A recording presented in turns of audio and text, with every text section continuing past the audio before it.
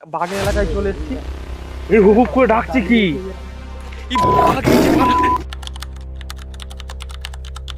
So hey guys, আমি সুমন্ত বিশ্বাস আর এটা আমার চ্যানেলের প্রথম ব্লগ। আমি বেশিরভাগ ড্রয়িং ভিডিও বানাই। এর আগে আমি কখনো বাংলায় ব্লগ বানাইনি, কিন্তু আমি ইউটিউবে কাজ করি। আমার একটা ড্রয়িং এর চ্যানেল আছে যেটাতে 1,90,000 প্লাস সাবস্ক্রাইবার আছে।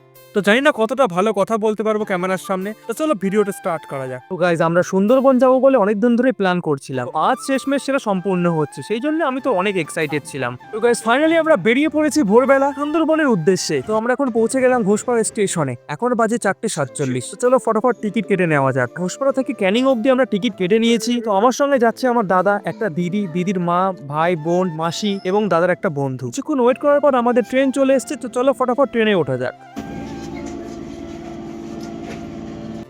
কি অবস্থা? অসুস্থ যাচ্ছে ঘুরতে। একটু কিছু বল। গাইজ, আমরা চলে এসেছি শিয়ালদা স্টেশনে। তো এখান থেকে আমরা ক্যানিং লোকাল ধরবো। তো গাইজ, অনেকক্ষণ ধরে ওয়েট করছিলাম। তো ফাইনালি আমাদের ট্রেন চলে এসেছে। তো আমরা বসার জন্য সবাই এক জায়গায় সিট পেয়েও গেছি। একটু হাস দাঁত বের করে তাড়াতাড়ি তাড়াতাড়ি। দেখতেই পাচ্ছ ক্যানিং লোকালে সকালবেলা খুব একটা ভিড় হয় না, কিন্তু আমার অবস্থা হয়ে গেছে টাইট। আমি এক্সাইটমেন্টের কারণে সারা রাত ঘুমোইনি। তো আমি শীতকালে হাওয়া খাওয়ার জন্য জানালার ধারে বসে গেছি। সত্যি কথা বলতে আমি জানি না তোমাদের কেমন লাগে ট্রেনের জানালার ধারে সিটে বসতে, কিন্তু আমার তো জাস্ট দারুণ লাগে। দেখো কি সুন্দর পরিবেশের মধ্যে দিয়ে আমাদের ট্রেন ছুটে চলেছে।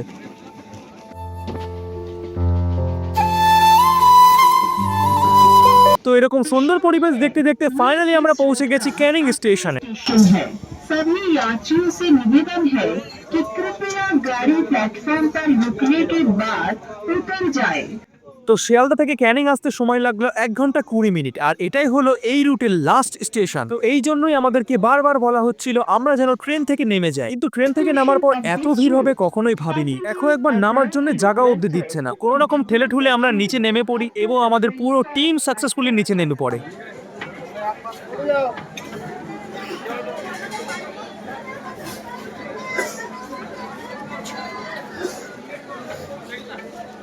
তো গাইস, ক্যানিং স্টেশন থেকে বেরিয়ে এখান থেকে আমরা অটো ধরবো, কিন্তু পিছনে এটাকে। তো এইভাবে অনেক লোকই আমাকে দেখছিল, জানি না কেন, হয়তো আমাকে চেনে।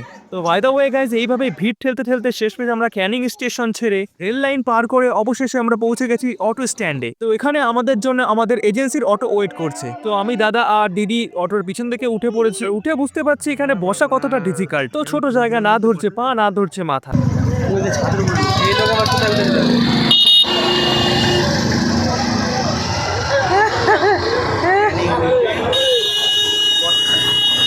আর এখানকার অটো এত স্পিডে চলে জাস্ট ভাবতে পারবে না, মানে একদম যা তা অবস্থা। আর আমাদের অটোর অবস্থা এত খারাপ আর এত বাজে আওয়াজ করছে, তোমাদের কি আর বলবো। আর এই ভাঙাচোরা অটোতে করে 1 ঘন্টার উপর যাওয়ার পর শেষমেশ আমরা অটো থেকে নেমে পড়ি। আর সামনে দেখো কত বাচ্চারা ফুটবল খেলা করছে। তারপর আমরা একটু এগিয়ে যাই এবং আমাদের বোট খুঁজতে থাকি। আমাদের বোটের নাম ছিল গিরিধারী। শেষমেশ চলেই আসলাম আমরা। কি রে, আচ্ছা এখনই খাওয়া দাওয়া শুরু করে দিয়েছো? আমাদের খাওয়া হবে না? হেভি সেন্ট বেরোচ্ছে, ভালোই মনে হচ্ছে যে, কিন্তু পেয়েছে এখন যা সেন্ট বেরোচ্ছে তাই ভালো লাগছে।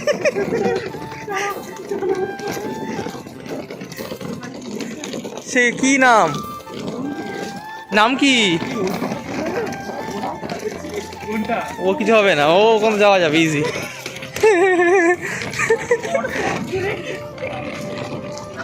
যদি ওরে বাবা রে বাবা,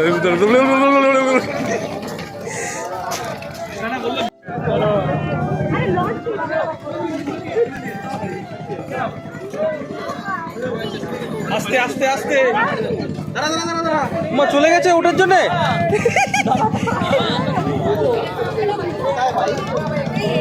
দড়ি ফড়ি আটকে যাবে পায়ে, দুটো দড়ির মাঝখানে চলে গেছে কে আদি মনে হয়।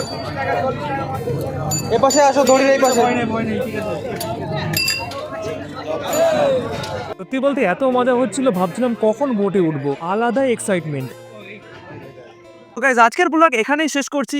নেক্সট ভিডিওতে আমরা সুন্দরবন ট্রেকিং করব, বোটে চড়বো, রয়্যাল বেঙ্গল টাইগার দেখবো, হরিণ দেখবো। এইসব এক্সাইটমেন্টে ভরা ভিডিওগুলো দেখার জন্য এই ভিডিওটাকে লাইক করে দাও, চ্যানেল নতুন হলে সাবস্ক্রাইব করে নাও। Bye and thank you so much for watching.